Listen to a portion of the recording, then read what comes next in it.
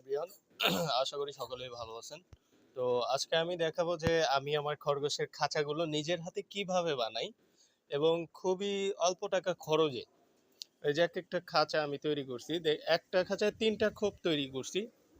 তো আমি দেখায় দিচ্ছি। প্রথমে আপনার এই যে বাজারে যে এরকম কাঠের দোকানে যে এরকম কাঠগুলো আনতে হবে।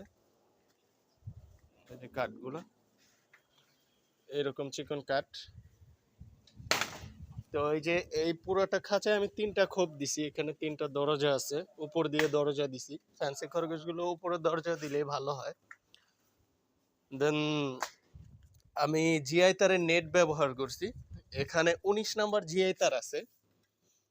এই যে ১৯ নাম্বার, এটা অনেক মোটা। দেখা যায় এটা একবার খাঁচা বানাইলে ২ থেকে ৩ বছর অনায়াসে কেটে যায়। এই যে আমি এক রিম আনছিলাম, এক রিমে দেখা যায় ৫০ ফিট